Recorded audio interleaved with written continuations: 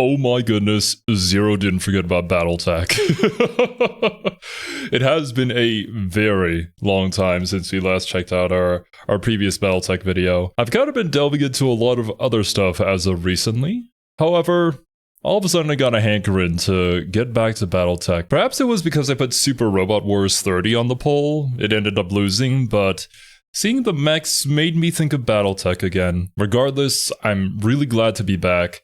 And surprisingly, despite the long amount of time from last video to this video, I still remember a pretty good chunk of what happened last time. That being said, if I do end up getting some details mixed up in my head, I know you guys got me covered in the comments. And as per usual, before we get into the reaction, I kindly ask you to go and support Tex. The link to do so is at the very top of the description, like always. But alright my dudes, let's finally learn what went wrong with Star League and ended up becoming the clans. From the little that I remember, something to do with his son that didn't really pan out so well. Poor Karinsky, man. He was such a great military leader, but not the greatest parent.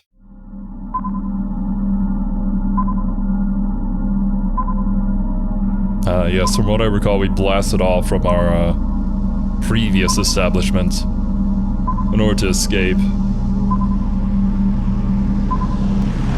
Space Station 13 a video game?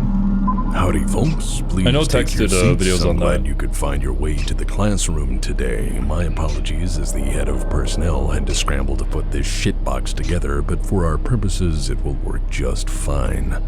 We should be fine assuming the station doesn't explode, which it almost certainly doesn't with terrifying regularity. Anyway, definitely not. Log in with my ID here, and we'll just ignore that for now. Eyes up front, and please ignore the noise.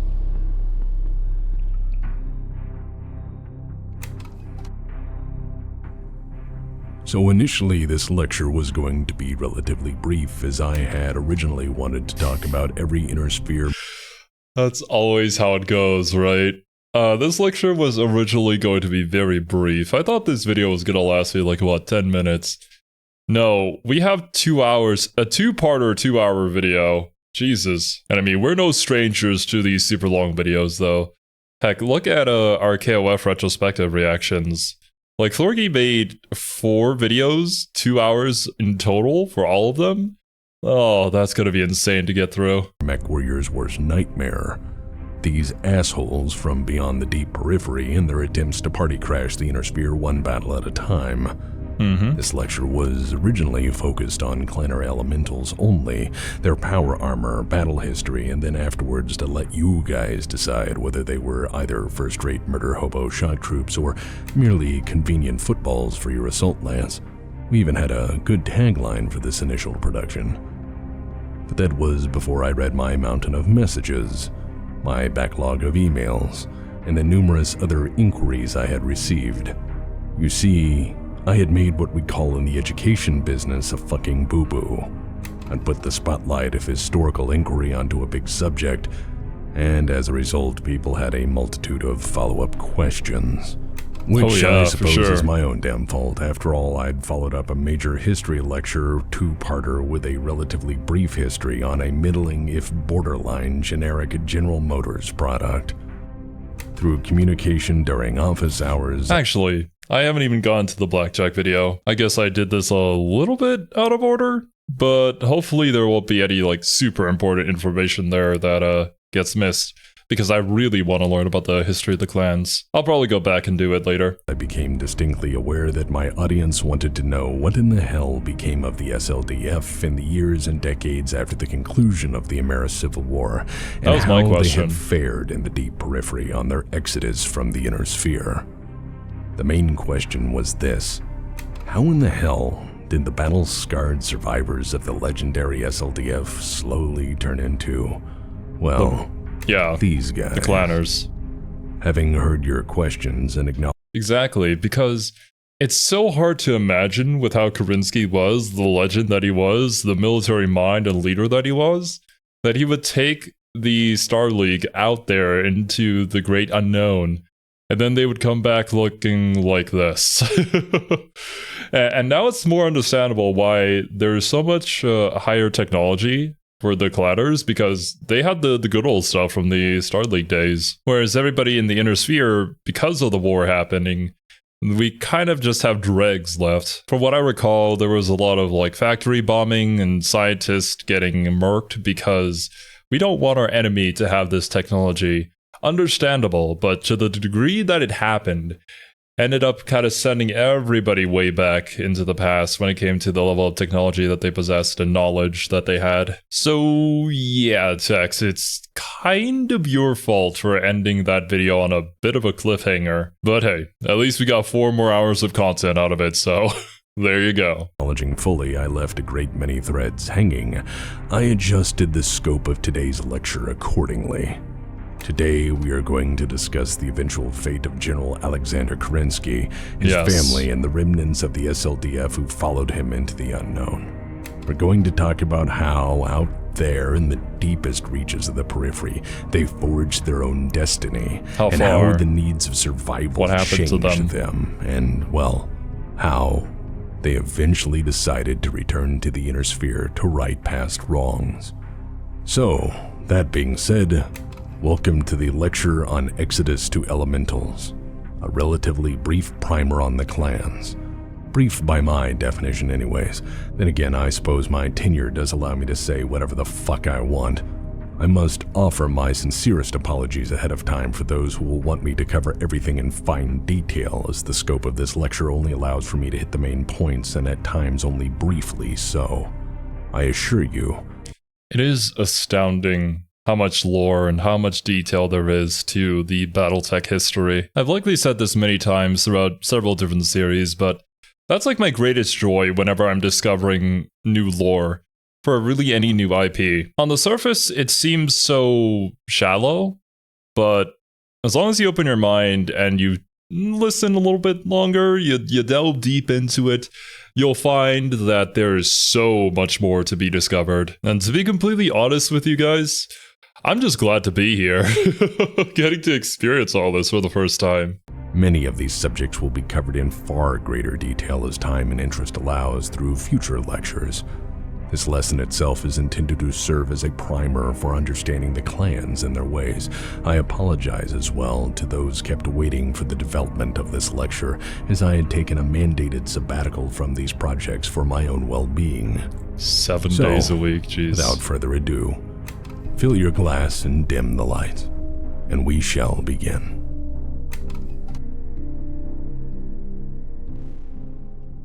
To frame the history of what would eventually become the clans, we will need to go back and cover several key events which directly influenced General Alexander Kerensky's eventual exodus. I strongly feel that every step taken toward and later on the Exodus road plays a part in everything that follows. To accomplish this, we must wind the clock back to February of 2784, and as we had established near the end of the Ameris Civil War lecture series, it was a dark time, full of uncertainty and fear. These were the final days of Star League. By February of 2784, the Ameris Civil War was finally over, and Ameris had been dead for nearly 5 years, but the scars of his madness had still not healed. The successor states of the Inner Sphere were again at odds, turning their industries toward war, with the devastated hegemony in many other former Star League territories soon going to whoever laid claim to them first. It really sucks that during a time like that where you want everybody to come together to unite, to make sure that we can all recover from this war, obviously everybody is going to be looking out for themselves with their own agenda for their own house. And it's such a great opportunity for them during those times where the SLDF spent so much of their resources to take down Ameris that they could just snatch up whatever they wanted to. And it's not like they had the military power to force them to listen. One would hope that humanity would be better than this, but that's just not the case. The SLDF at this point was a bare remnant of its once former glory, and any notion of the pre-war Leviathan force was now consigned to a fate unknown. They had campaigned long and hard to rid the Inner Sphere of perhaps the worst tyrant he had seen, and through sheer determination and heroic sacrifice, they had achieved that aim at enormous cost. But peace would not last. The war had established a dangerous precedent for the history of the Inner Sphere, in that Ameris' actions had not only killed Richard Cameron, but the very notion of Star League. A usurper had cut the head off of not only a dynasty but an ideology. Ameris had proved that a House Lord could, with sufficient preparation, resources, and guile, establish primacy over the Inner Sphere. Yeah. You can kill the man, but not the idea. So now that it has been proven that there is very clear evidence that this has happened before and could potentially work again, the SLDF would never work out ever again. So that makes me wonder, are the clanners, I don't know if they have the noble intentions of re-establishing the SLDF, or maybe it's become so twisted now that it's merely just an act of revenge or garnering for resources when they come to the Inner Sphere. Like, what is the usual motivation for them? How did it start? How did it transform over the years, and what is it currently? Because I'm sure even Kerensky would have realized that this ain't gonna work anymore. And that's the whole reason why the Exodus happened. With a single masterstroke of diabolical genius, Star League was at this point reduced to the bare remnants of the damaged hegemony, the SLDF, and whatever the House Lords had not claimed for themselves immediately following Ameris' demise. Without the stabilizing presence of the First Lord, and the hegemony's power at the heart of the Inner Sphere much reduced in the wake of the conflict, a dangerous power vacuum had emerged.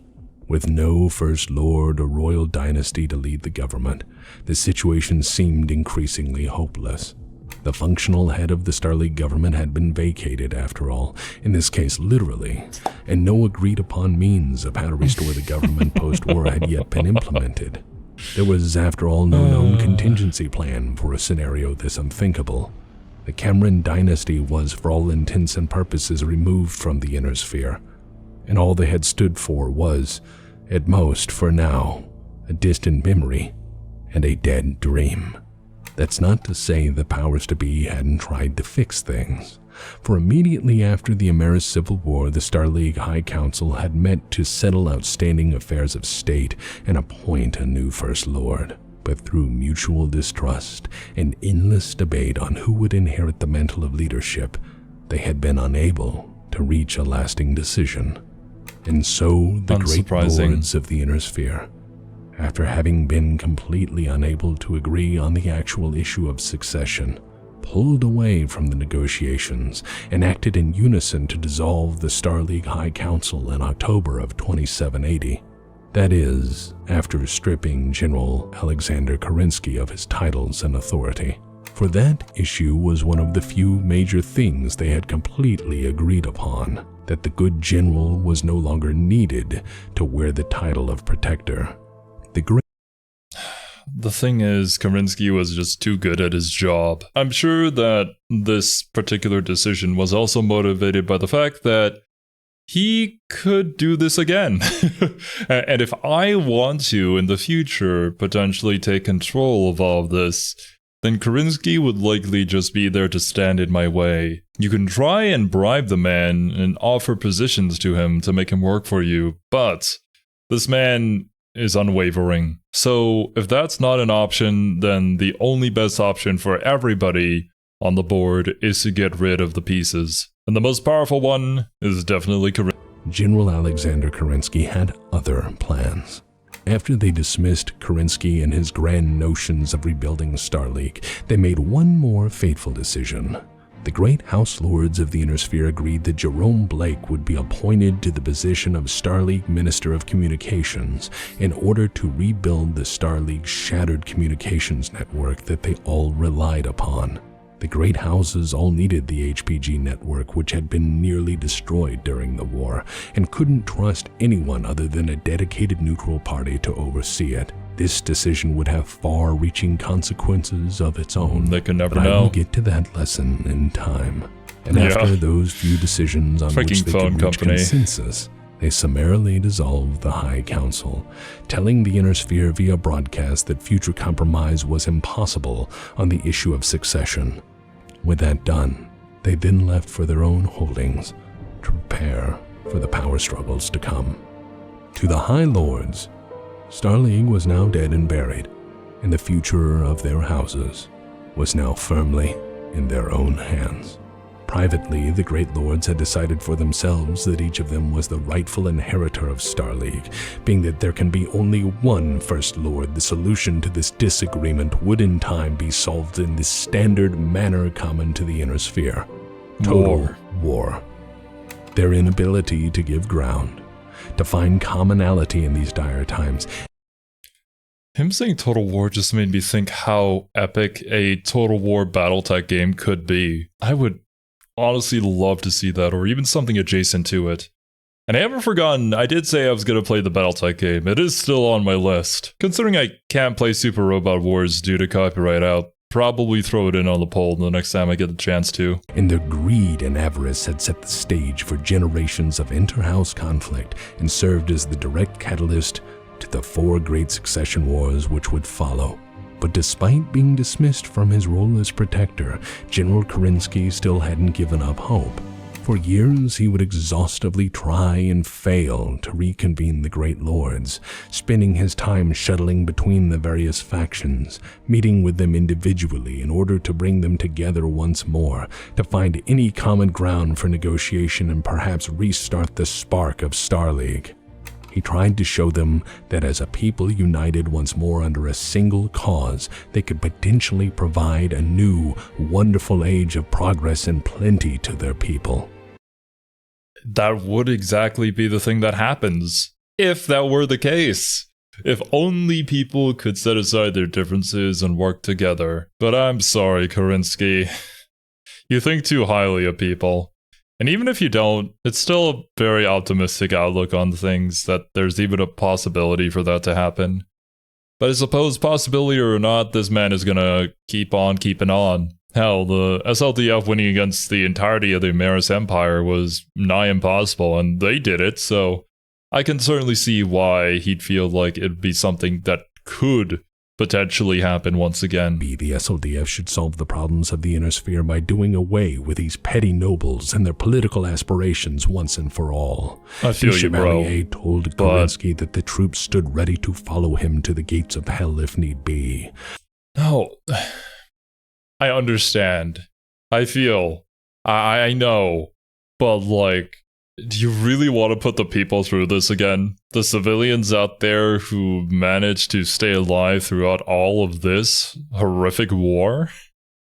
Just to experience even more of it? I don't know if I could give the order. And while Kerensky is great at war, I don't think he's the type of, like, war-hungry general that constantly just wants to head into battle and send their troops in to die. The dude is a lot more level-headed than that.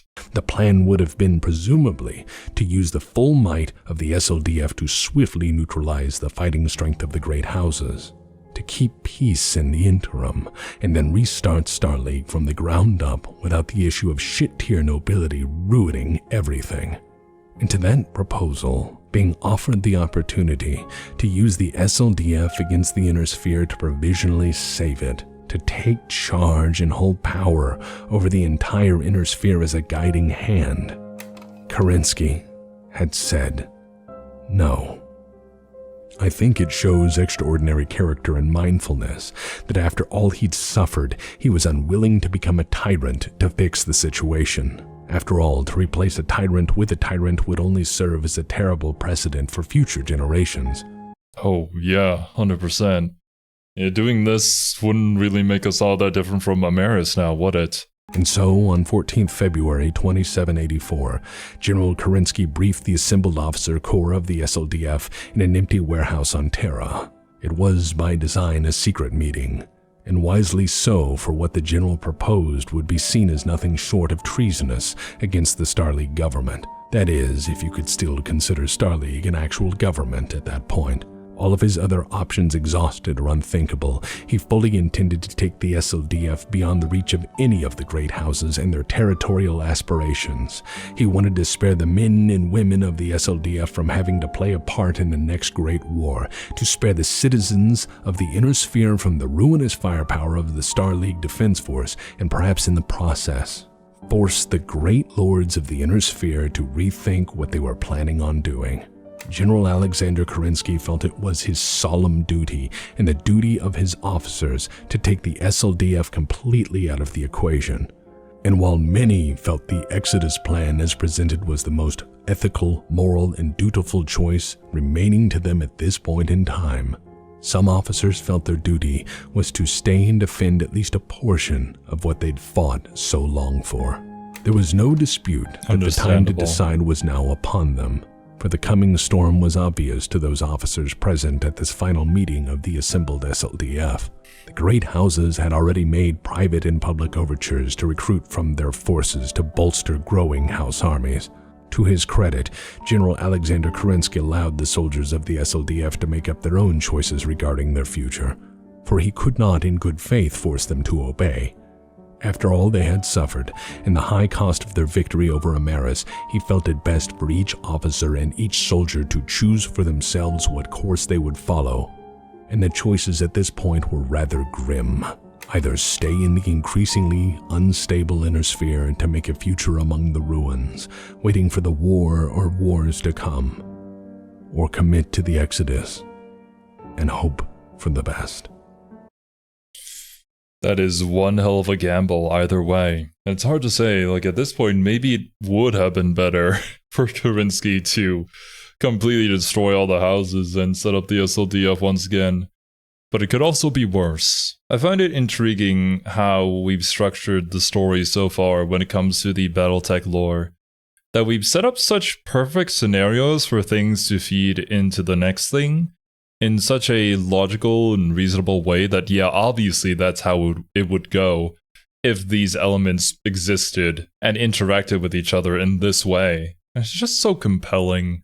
I love seeing the thought process behind these characters and why they've done the things that they've done because of who they are and the things that they've experienced. Probably one of my most favorite parts of really any media is seeing the characters and what their response is, the actions that they do, and the consequences that they have to suffer because of it. Of course, I can still hope for a good ending for everybody, but I'm not naive enough to believe that this is where BattleTech is going to end. And honestly, if I was one of the soldiers working under Kerensky and had survived the war somehow, and was standing here in said warehouse trying to decide my fate, do I go on the Exodus? Do I stay here?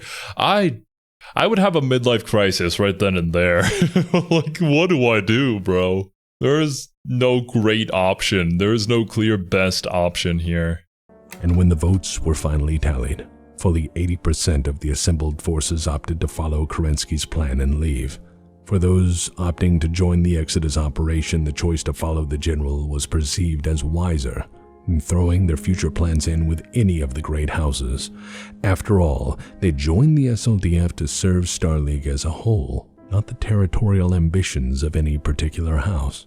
Even if Star League was now a mere idea supported by the crumbling infrastructure of the Mauled hegemony, much of the SLDF felt that continuing to serve its ideology was a far better option and potentially a more noble choice than serving as cannon fodder in the war. Understandable. But I also understand that some people may not have gone on the Exodus due to certain reasons, like a hometown, a family, other people that they care about who would still probably wish to remain here despite the ruins and whatnot. To come. It is also worth noting the cost of the Amaris Civil War. The men and women of the SLDF carried it with them. The war had made an indelible mark upon them all. I think war in general will just change you forever. A lot of media likes to glorify it, and in many cases it could be seen as fun and action-filled, but yeah, real actual war is horrific. War has a cruel way of stripping the civilization from a soldier, and piece by piece many of them were reduced to feeling they had nothing left but the uniform they wore. Returning to civilization for many was an unwelcome culture shock. The greatest casualty of the Amaris Civil War inflicted on the SLDF was perhaps being ultimately reminded of the civilized versions of their past selves. Staying in uniform provided them with a necessary sense of identity and belonging that they desperately needed after all they'd suffered. Can't imagine how as many of them now knew no home but the SLDF, no family but their fellow comrades in arms, their brother or sister in uniform. It is no wonder that many saw the Exodus as the best option they had. Most of them had nothing left to lose at this point, but not all would choose to see it this way. Some would refuse to leave and opt to stay in the Inner Sphere on their own terms. Of the SLDF 12th Corps, the 151st Royal Battle Mech Division, the infamous Ulysses S. Grant Division itself, had opted to stay under the outspoken commander Lauren Hayes, who was, from the very start, a hard critic to the idea of picking up and leaving. And Major General Lauren Hayes had her reasons.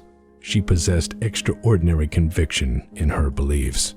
She was a Star League Major General and had assumed division command after seeing her commanding officer cut down in the brutal Canopus campaign. During the conflict she led from the front and a battle master, taking to the field through Operations Chieftain and the final liberation of Terra. Seriously wounded in combat and losing a hand from a direct hit to the cockpit, she never gave up field command and was only fitted with a prosthetic once Amaris was dead and his empire a smoking crater. She was an idealist who saw abandoning their duties and to flee the increasingly unstable political situation as the death knell of the Inner Sphere and a betrayal of everything Star League stood for. Despite their differences of opinion, however, Kerensky saw in her a glimmer of promise, and in her idealism a semblance of hope for any who opted to stay behind. Hoping in part to preserve a part of Star League in the Inner Sphere, a deal was brokered. Yeah, I completely understand where she's coming from. And of course there's going to be people who think that way. If everybody thought the exact same way, then this world would be incredibly boring. But when it comes to narratives and the way that they're written, it's so hard to get into these situations where you understand both sides for both characters and the reasoning behind the decisions that they made. But both of those decisions kind of clash with each other, so whenever that conflict occurs, you can't help but wonder who you're supposed to root for. It makes any conflict way more interesting than just the good versus evil. And by conflict, I don't necessarily mean like fighting or anything like that. Just a conflict of interest can also be quite intriguing. Compromise of sorts between General Kerensky, General Hayes, and Jerome Blake. Those under her command who wanted to stay would join the last vestiges of the Star League government. Jerome Blake was the newly appointed, and as history would have it, final communications director of SL Comnet, and he had immediate need of significant forces to defend his holdings. And so Alexander Kerensky bartered the loyalty of the 151st Royal Battle Mech Division to Jerome Blake to become the military arm of SL Comnet, soon to be Comstar, who would in turn keep a small piece of Star League alive in the heart of the Inner Sphere, if secretly. I believe the hope at this time was that if Blake's network could maintain communications and information flowing, the barest civility of Star League could potentially endure.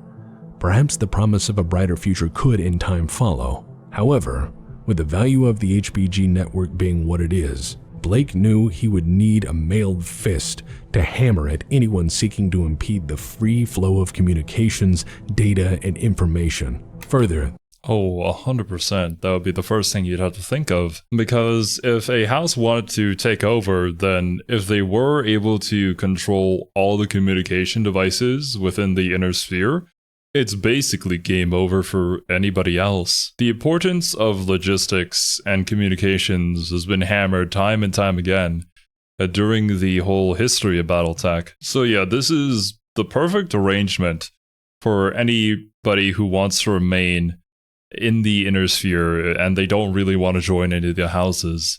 That yeah, the little bit of hope that the SLDF can maybe come back again one day is going to be with Comstar. But now I need to know how that went wrong too. Because we know what Comstar is nowadays. This agreement between the SLDF and Comstar served another purpose. Blake could keep everything on the sly until the Exodus fleet had left, and then cover it up from there. I realize I did cover this briefly during the end of the American Civil War lecture series, but the reason I bring this up again is that this small and mostly forgotten act, the seeding of what would become Comstar with vastly powerful forces, is something that lets us see into Kerensky's mindset. By setting up small parts of the Star League and the SLDFs to survive at the heart of the Inner Sphere, in secret to protect the last vestiges of government, speaks to me that he hoped that maybe, someday, perhaps in a better future, he or his forces may in some way return to restore the former glory of Star League. I believe it speaks to the merits of Kerensky's character that while extensive preparation, despite how hopeless the scenario seemed, at least leave the gateway open for something to potentially happen in the future. A much better future than it currently is now. Time can change a lot of things, but completely blocking that off means that there will never be a chance for Star League to ever come back again. So I understand the thought process. I need to see how this thought process ends up getting twisted by the later generations, though. Were made to leave the crumbling Inner Sphere behind. He was also prepared for a way home when the time was right. He would tragically never live to see the end result of his romantic optimism, or how by giving Comstar elite military forces he would inadvertently be shaping the future in ways he could never fathom. The departure of the 151st Royal Battle Mech Division, and those who sided with General Hayes, was the first major fracturing of Kerensky's command. The second would come shortly thereafter. Some people decided to stay because they'd had their share of time in uniform and wanted a piece of the action for themselves. Realizing the economy of the Inner Sphere was gearing up for the mother of all wars, they opted to put their long-honed battlefield skills on the open market. Several pieces of the SLDF knew full well that the Inner Sphere's chief product was war, and that the great lords needed little, if any reason, to slug it out. It really fucking sucks that war is so profitable for both sides, honestly. Obviously much more for the victors, but if you're working as a mercenary, then you don't really have to care about the big picture of things. You've got the skills to pay the bills, you might as well use them. And so these people realized that their unique skill sets, hard won on the battlefield, could provisionally make them exceptionally wealthy. Numerous mercenary units formed from the various combat commands of the SLDF who had opted to not partake in the Exodus, among them the infamous Eridani Light Horse, the 4th Tau Ceti Rangers, and the Screaming Eagles. Many of these units and others would serve with the utmost distinction until meeting the SLDF again. God, Tau Ceti keeps on making me think of Marathon. Unfortunately, it lives rent-free in my brain. Like, no matter where I go, it's still there. But I do promise to cover more of their ultimate fate in time. Of the monolithic Hobbesian Leviathan that was its pre-war strength, only 113 divisions of the SLDF remained post-American Civil War. And of those, over 100 divisions had opted to follow General Alexander Kerensky away from the coming conflagration. From available records, surviving from this time, I can say with some certainty the breakdown is as follows: 32 battle mech divisions, 76 infantry divisions, and 63 independent regiments, combat commands, irregulars, and volunteers. This is a force of almost 6 million men and women, plus their equipment. 1/3 of those personnel were regular frontline soldiers, with the rest now being their support staff, scientists, loyalist Star League bureaucrats, plus other remnants of the now dissolved Star League government. Once finally ready and assembled in their staging areas, the fleet itself was 1,392 jump ships, escorted by an armada of 402 warships. Between them, they had a total drop capacity of 5,000 first-rate dropships. Even diminished as they were from pre-war strength, this fleet was the single largest concentration of force currently present in the Inner Sphere.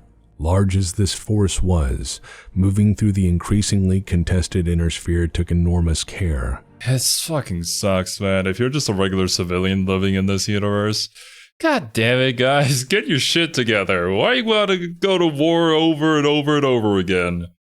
Unless, of course, if the propaganda is strong and people are like cheering at the sight of war. Now I think about it, then yeah, that's probably the case.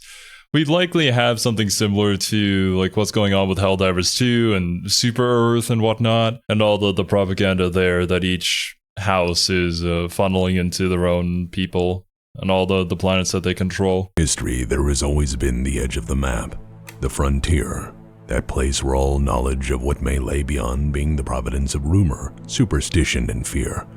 During the early age of sail on ancient Terra, mankind, not knowing what perils lay beyond the edge of the known world, would draw great beasts there and say, "Here be dragons." To cross into the unknown, and what lay beyond has always been the providence of the crazy or desperate or those without other options.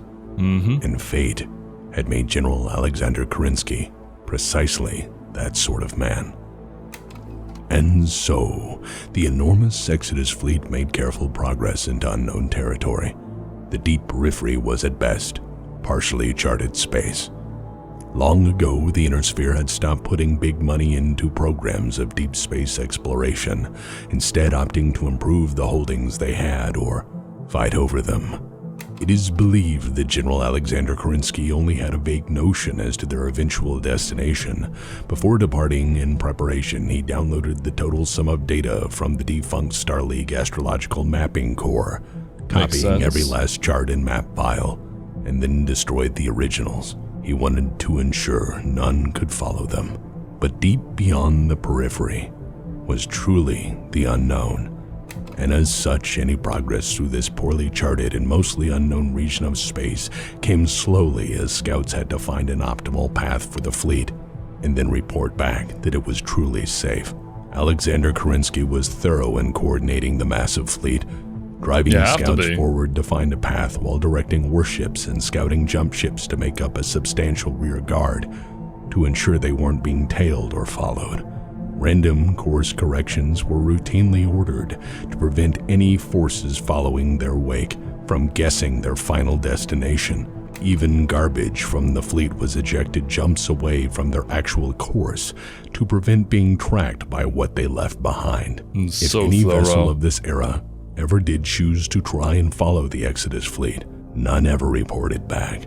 But the Inner Sphere also had its hands full at this point, for General Kerensky's great concerns were sadly becoming prophetic. As a necessary side note, I must mention that the First Succession War, starting in 2786, utilized the full arsenals of the Great Houses and turned into a 34-year-long nightmare, which claimed human lives by the billions. It is accordingly no great surprise that the forces of the Great Houses, while tremendously upset at the exodus of the SLDF, dedicated few, if any, resources in trying to follow them. Well, of course. If you send any potential resources that could be used on the war front to go and find Kerensky, then you're basically just opening yourself up to get absolutely blown out. It's that deadlock situation where you can't send too many forces to one side or else the other is just going to take advantage of that. And my goodness, 34 years of more war. Lovely. This feels like you were born into the BattleTech universe and the entirety of your life has been spent at war. There has been no peace. I'm pretty sure that's possible. Most certainly possible by now at this point. Hell, people probably were even bored and died before they even knew what peace actually meant. Had their own fucking problems by the megaton. But I guess that's what happens when you throw the rules of warfare out the window and decide to settle things with every weapon you've got. The total disregard for human life and reckless lack of constraint in the conduct of the First Succession War would result in the technological base of the Inner Sphere degrading significantly. Through their violent excess, they erased many centuries of progress and a few short decades of intense warfare. Idiots, man. In the history of the Inner Sphere, violence was never the answer. Violence is a question, and the answer is inevitably yes.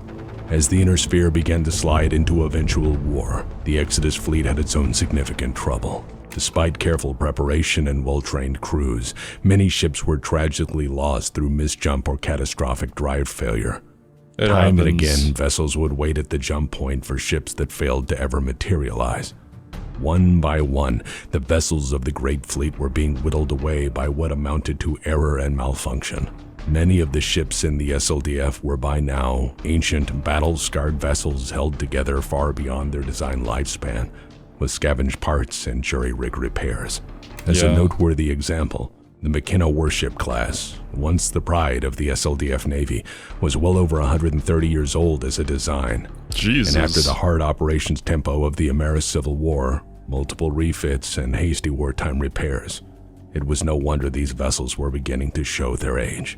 Shortages in supplies and necessary materials resulted in stringent rationing and a universally low standard of living among the forces of the Exodus fleet, but morale was initially quite high. Most believed in General Alexander Kerensky enough to risk death for decades up to this point, so the perils of the unknown were just yet. That is a really good point, actually.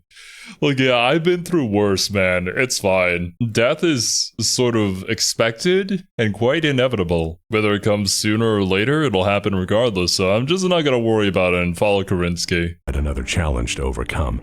However, as fate would have it, this road would be longer than they had ever expected, and after a few months of jumping into the unknown, and now with the inner sphere far, far behind them, some began to express significant doubt. Tensions grew slowly at first between the crews, between the civilians and the military. Some began to consider that the inner sphere was far from perfect, but it was at least civilization, and out here was anything but. Nothing. With every jump they pressed on, the SLDF began to crack from these stresses, as more and more of the fleet wondered if leaving everything behind was really the best choice they could have made. Normal. Absolutely normal. This will happen in any sort of situation like this. Humans are humans, and we still have our weaknesses, and this is most certainly one of them. Traveling into the great unknown, being the first ones out there with such danger all around you at all times, regardless of how determined you may be, you will still get whittled down mentally. Hell, I'm not even on a ship going into deep space, and there will still be some days where I just can't do anything. Like, the depression just kicks in, and then I just don't feel like recording or doing any work or, just anything. You just kind of like sit there and stare at a piece of your wall or at your computer screen, not even playing a game or watching a video or anything. You're just sitting there, and that's just it. Humans are weird, man. Why do we have to be like this? Some, in the quiet darkness of space and now with endless time to ponder the situation, wondered if they'd left for the wrong reasons, and so the seeds of doubt were planted deep in the fleet. Kerensky did what he could to hold them together, to remind them of their purpose, but for many this journey was becoming a lengthy nightmare, a nightmare spent in cramped ship corridors with no news from home, or where they were headed, as one by one ships around them disappeared due to accident. The discomfort of severely cramped living and working conditions, the relatively few amenities, strict rationing, and the feeling of coming to terms with the choice they had made was continually weighing on the minds of the Exodus fleet. Random course corrections ordered by Kerensky to deter pursuit, ships being detached to go dump garbage far away from the route they intended to take, and similar extensive measures in covering their tracks continued to ensure a very slow pace of progress. While these measures were incredibly successful in covering their tracks, as even Comstar's intelligence service would find years later, these very precautions to safeguard their journey would result in such a slow pace of progress as to further add to the general worry that the Exodus was a faltering exercise in futility, not a planned military operation. Many began to fear that they were merely floating around in the periphery until they all died, got lost, or starved. Some began to believe this was a trip to nowhere, a living purgatory spent between old bulkheads, worse company, and rapidly deteriorating morale. Alexander Kerensky did his best to lead people through the Exodus, shuttling between ships at every jump, taking time to explain why it was a far better choice to leave than pound the great house lords of the inner sphere into submission. He took time to listen, to patiently hear their concerns, and showed extraordinary resolve in maintaining morale as best he could. You have to. But in the end, he was only one man. Apart. While Alexander Kerensky knew how difficult it was to hold people together through the uncertainty and chaos of a long war, he found it all that much harder to hold them together through peace, especially when all there is to do is wait and see what the next... Oh yeah, 100% actually. In war, when there is a enemy that is far greater than everyone, that is like the strongest way to unify mankind. And that is really sad. But yeah, out here, we don't have any particular enemy outside of, I guess, just space itself. We don't even really have a clear goal in mind, do we? We're just trying to get out of there and find a place where we can settle and start things anew. When will it happen? Will I even survive to get there? These are impossible things to answer.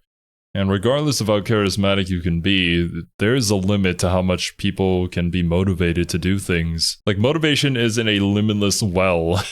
You do have only a certain amount of motivation, some people more than others, but where you choose to spend it is really up to you. And spending it on something that isn't certain is just, I don't know, your brain doesn't really motivate you to do that, does it? Unless if we're talking about gacha games, but I think that's a very different scenario with a lot of other factors being pulled in. If only we could see traveling out into deep space, into the great unknown as a gacha game of, ooh, will I survive or not? How exciting. I don't think any of the soldiers would laugh at that joke. Jump brings. This wasn't helped by the General's own family fucking things up. At the start of the Exodus, General Alexander Kerensky revealed he had a family. He'd been married for nearly 2 decades by the start of the Exodus, but had kept that fact hidden save for a few trustworthy souls. The years leading up to the American Civil War and the time following it. Honestly, probably smart. If they knew he had a family, they could target his family potentially, and they'd be in danger, so better that nobody knew about it. It had been chaotic. To protect his family from reprisal, he had kept their place in the inner sphere a necessary secret. His wife and his 2 sons had been in Moscow during the Ameris occupation, and their anonymity had most certainly assured their survival. Yeah. Trapped on Terra during the war, Katyusha had bravely resisted Ameris' occupation, committed herself to sabotaging the regime at every chance she had while bitterly fighting for her family's survival. Is that She Sarah was tough Connor? as nails, was nearly captured on a handful of occasions, and even shot twice. Throughout, she maintained a spirit of defiance and resolved, for her family's sake, to never give up. But while Alexander Kerensky's wife Katyusha was a bedrock of emotional and moral support, his sons were a colossal pain in his ass. I have, to this point, been largely unbiased. Oh boy. But when it comes to the General's sons, I can't guarantee to hold my tongue. They are responsible for their actions and everything that followed. You have been warned. In some history circles, it is often suggested that any competent ruler or leader will be eclipsed by the sheer incompetence, stupidity, or madness of their heirs or offspring. Some historians have even chosen to mark this problem as an unavoidable progression of any dedicated ruling class, wherein a great unifying ruler will pass. Is that... I wonder how often that pattern occurs, because it almost feels like common sense to me at this point. Like, the better the leader, the more competent a leader you have, the next generation's leader ain't gonna live up to that at all. They won't even be close. But I guess I can kind of see, like, the track record and the logic behind why that would be. It's like, if your parenting is way too competent, like you're able to do literally everything for your kid, then oftentimes that leads to a kid that is quite incompetent at doing anything for themselves. So perhaps in a similar scenario when it comes to leading people, that if you're way too competent and great as a leader, that doesn't necessarily equate into you being a great parent or your children leading by your example. The reins onto the less capable and far less competent heirs, and so that in a few generations any dynasty will undermine its own foundation and result in total ruin. So I suppose this is where I introduce Nicholas and Andrei Kerensky. Oh God. Yes, okay. I know in agreed upon sources it's put as Andrei, but I'm not going to say that, because my brain will autocorrect it every time, and while I would like to label Nicholas and Andrei as the goofus and gallant of the Kerensky lineage, the comparison would be tragically incorrect. Also, I think the clanners in the audience would bachelor me the moment I stopped talking in order to claim me a bondsman in order to tell them bedtime stories until I perish. So in the interests of a temporary peace, I think I'd rather label them as what they were: flawed men in the shadow of a truly great one. Nicholas Kerensky was the elder son of General Kerensky and of near zero historical significance at this point in his life.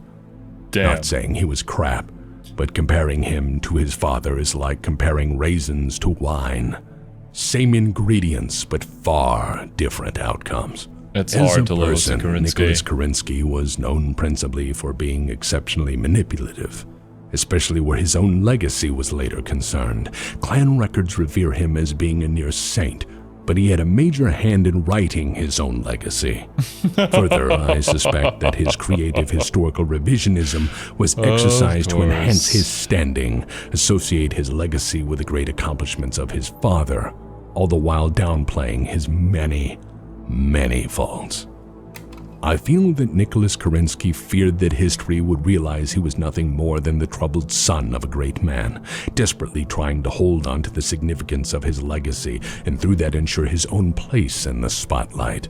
What I can say with any certainty is that he was only 2 when the American Civil War started, and only 16 when it ended, so any reports of him having played a significant role in the conflict are probably horse shit. However, records of his deeds from this time period are hard to find, as those who survived the American occupation of Terra seldom spoke of the atrocities they endured. I believe this made a mark on him he would carry his entire life. He was a brash and headstrong man with a propensity to try to get his own way regardless of the consequences. As far as I am able to find, he trended towards sociopathic behavior with deep-seated emotional issues no doubt stemming from the horrors of the American Civil War. But more on that in a... It's tough, man. It's really tough. Nature, nurture, the argument that will never end. In some aspects, I feel for the guy. Potentially always being compared to your father really sucks. Having that sort of expectation put on you... But you can't really use that as an excuse for whatever this guy is about to do. Or I suppose in the history of BattleTech has done. Andrei Kerensky was Nicholas's brother and was the younger son of Katyusha and Alexander Kerensky. He was born on Terra but spent most of his childhood trying to survive in the shadow of Maris's security forces. By his adolescent years, he was fighting alongside local resistance forces from their Moscow base. I believe that he was, above all, quite humble and content to play whatever role history assigned to him. He was also a bit naive and trusting in the extreme, especially where his fellow SLDF personnel were concerned, and doubly so for his family. And it was through this trust he was directly manipulated by his brother Nicholas into encouraging the dissidents in the fleet to act on their desperate dissatisfaction. Did I mention Nicholas Kerensky was a manipulative sociopath?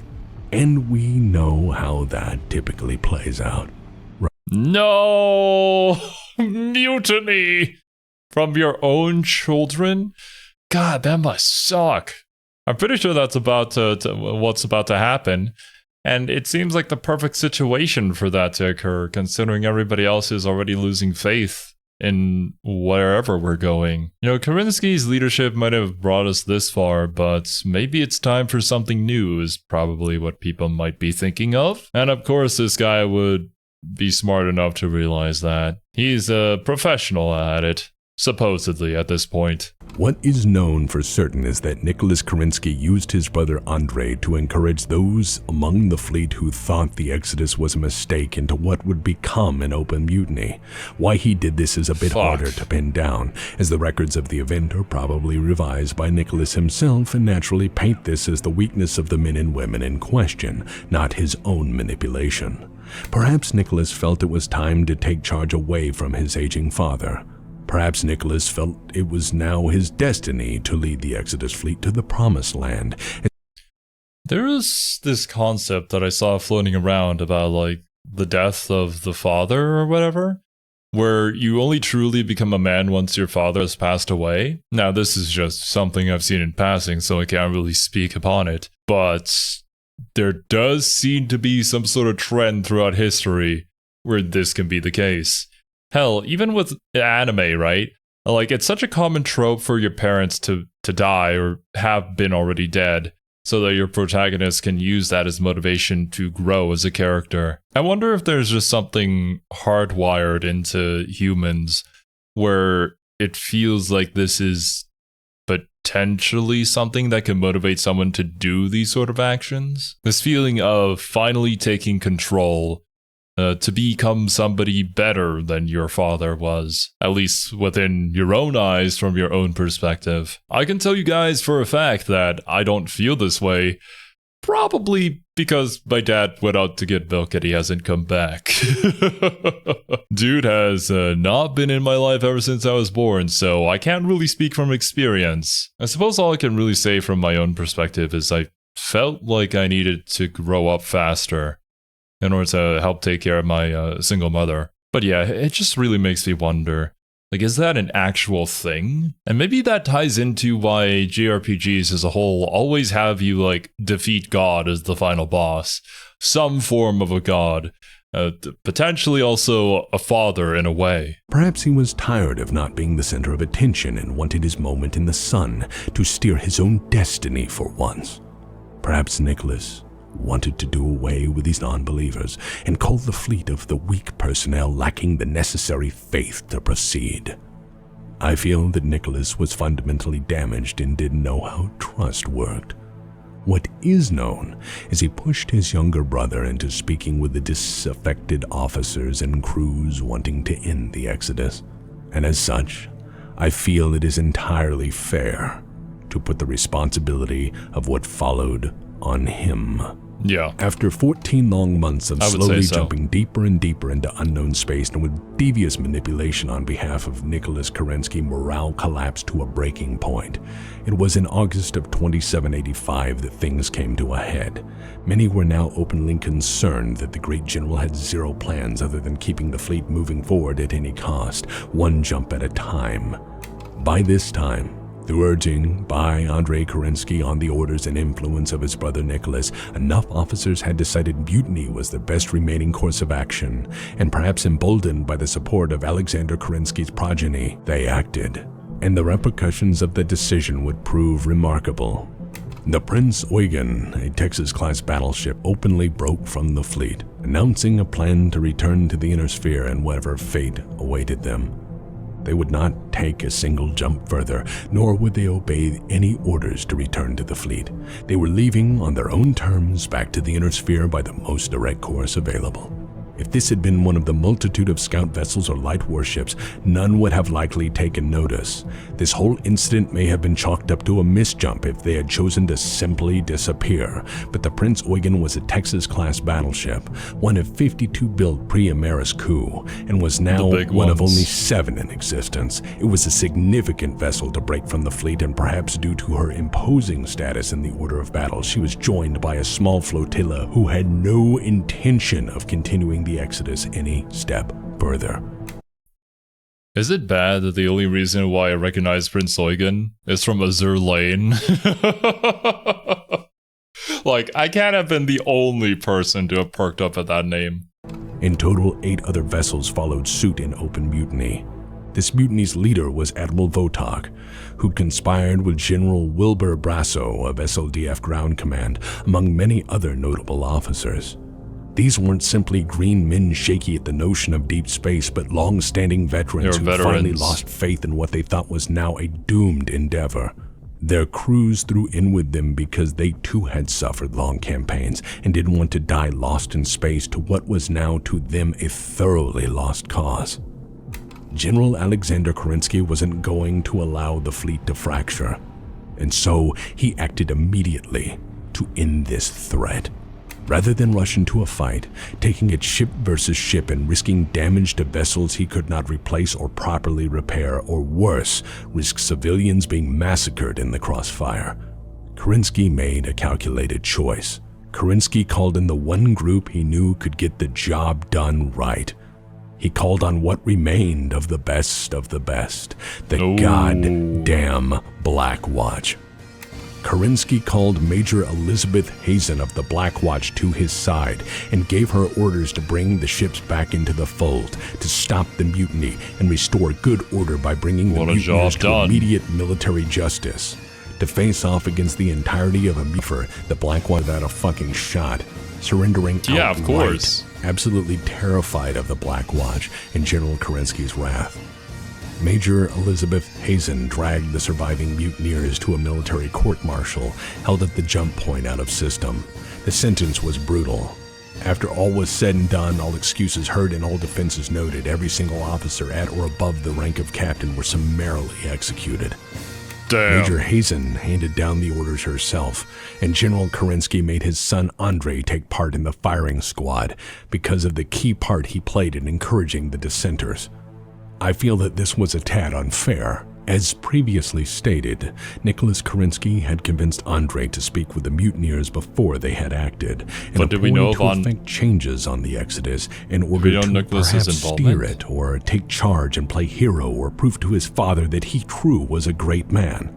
Nicholas Kerensky had then opted to stay in the shadows, content to watch things play out regardless of the consequences, and Andrei could have told everyone of Nicholas's part, of Nicholas Kerensky's meddling and plotting and manipulation, but he kept silent and refused to say an ill word about his brother's doing and took his punishment like a man. Nicholas Kerensky... I can't hate him for that. Like, you're gonna sell out your own brother? Even if he might be a bit of an a-hole, like, I don't know. I think that'd say more about you than it did your brother. So, But this could also have nipped the situation in the bud before it even began to start going. It's hard to say, but what's done is done. I get it. I can respect it. While admitted to nothing because above all he was concerned with his own survival at this point. Oh, yeah. He refused to tell his father what he had done and how he had manipulated his brother and taken advantage of this. Wouldn't that have been an awkward conversation? Dad, I may have started a mutiny, and I may have planned to maybe kill you and take your place. My bad. Like, what the fuck? Situation.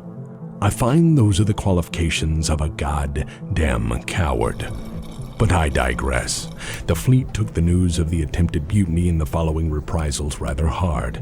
This, when compounded with the already negative morale within the Exodus fleet, resulted in an acute crisis of faith.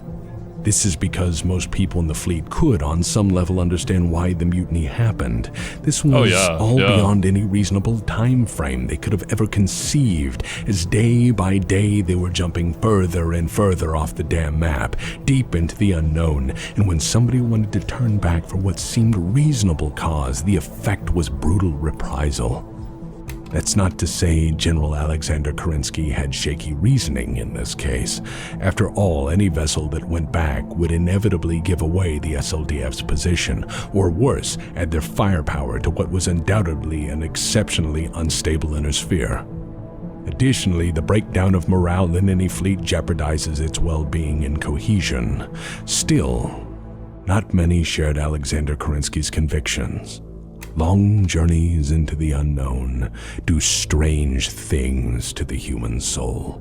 Oh yeah. General Alexander 100%. Kerensky realized the gravity of the situation, and that his sheer will wouldn't hold people together forever. He realized that hope was the surest medicine for these seemingly hopeless times, and so in the aftermath of the mutiny, he issued General Order 137 on the 5th of November, 2785. The combined address and military order laid the grounds for why they could not go back, and that they must instead task themselves with building a better future. To a noble cause they were preserving, in some small way, the Star League. Yeah, and quite a fitting name, too. It's like a star of shining hope within the darkness of deep space. But, yeah, we know how this turned out and how this, was not the case later on, which makes it hurt so much more. That Kerensky was such a hopeful man, and all of this sadly went to shit. What it stood for, and by such noble conduct, they would distinguish themselves forever from the savages they left behind. With this order transmitted to the fleet, there was finally the establishment of something concrete. A foundation of belief was laid out using simple language that all could understand, no longer merely running from the inner sphere. They were going to build different perspective where you can look on situations that can completely change your outlook on things. And it honestly might be the core of why I enjoy like some dark fantasy or some of these more grim dark sci-fi stories, because the hope and the courage, it truly shines in these scenarios. And it feels so much more compelling than it would otherwise when, you know, the situation is just ideal and it's more of just a slice of life thing. Like, it's whatever. It's when hope is lost that Kerensky's speech truly means something. Privately, General Kerensky was wise enough in the domain of the human spirit to know full well that words were not enough in the long term, that sooner or later, the exodus had to come to an end. By 2786, tensions were again beginning to rise. People had faith enough, but it was being sorely tested. By this time, they had been gone from the inner sphere for nearly 2 long years. 2 years of endless jumping, of painstakingly covering their tracks, crammed into ships not designed for patrols this long, let alone extended deployment off the edge of the damn map. On the 24th of August, 2786, the fleet happened upon a godsend. Finally, after all their journey, far from the inner sphere, they found 5 worlds that were reasonably habitable. Finally, they had worlds of their own, and on these worlds, they would begin anew. Little did they know the trouble that would follow, for they had brought their ruination with them. No, no, please, no, god damn it. But okay, I'm out of time to record today, so I think I'm gonna call it here. We're not quite at the halfway point, but I think the next part should probably finish off this video. At least that's what I planned for. So yeah, that's where I'm gonna wrap things up here for now. Thank you guys so much for joining me. Hope you guys enjoyed your time here, and hope you all have a wonderful rest of your day. I'll catch you guys in part 2 of this video. Later, dudes.